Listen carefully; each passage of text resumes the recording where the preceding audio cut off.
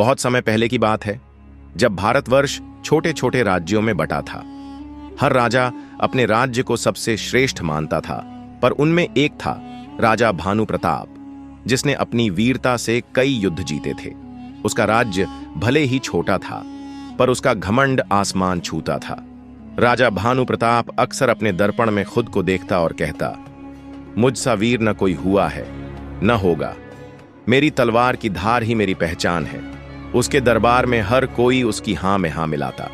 एक दिन दरबार में उसका सेनापति बोला, महाराज, उत्तर दिशा में विक्रमपुर नामक समृद्ध राज्य है। वहां के महाराजा विक्रमादित्य को लोग बुद्धि का समुद्र कहते हैं। यह सुनकर भानु प्रताप का चेहरा तमतमा गया। बुद्धि? हा, क्या बुद्धि तलवार से तेज हो सकती है? मैं उसे चुनौती दूंगा। देखता हूं कि वह मेरे सवाल का उत्तर दे पाता है या नहीं। और उसी शाम उसने एक विशेष संदेशवाहक को भेजा।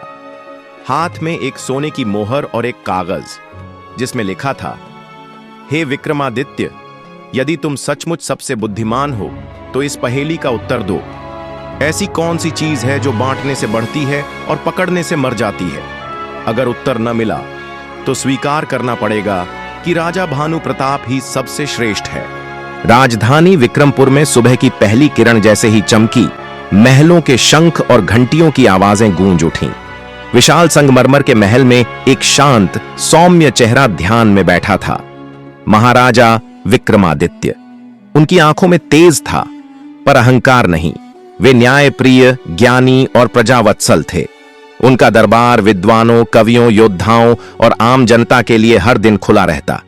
उसी दिन एक थका हारा संदेशवाहक हाथ में मोहर लिए दरबार में पहुंचा और घुटनों के बल झुकते हुए बोला, महाराज, राजा भानु प्रताप का संदेश, यह एक चुनौती है। सारे दरबार में सन्नाटा छा गया। प्रधानमंत्री ने वह पत्र पढ़ा और विक्रमादित्य को सौंप दिया। महाराजा ने मुस्कुराते हुए पत्र पढ़ा। पहेली पढ़ते ही उन्होंने अपने मंत्रियों से कहा, बुद्धि की परीक्षा दूसरों के घमंड से नहीं, अपनी धैर्य से होती है। मंत्री बोले, महाराज, वह आपका अपमान कर रहा है। हमें उसे उत्तर के बदले युद्ध का निमंत्रण देना चाहिए। महाराजा बोले, नहीं, जब कोई व्यक्ति अपने अहंकार से सवाल करता है तो हमें उसे ज्ञान से उत्तर देना चाहिए, युद्ध नहीं।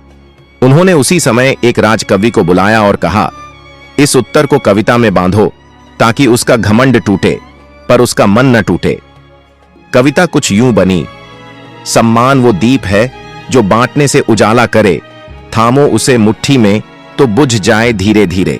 प्रश्न बड़ा नहीं होता, सोच की दिशा बड़ी होती है। पत्र मोहर बंद करके उसी संदेशवाहक के हाथ वापस भेजा गया।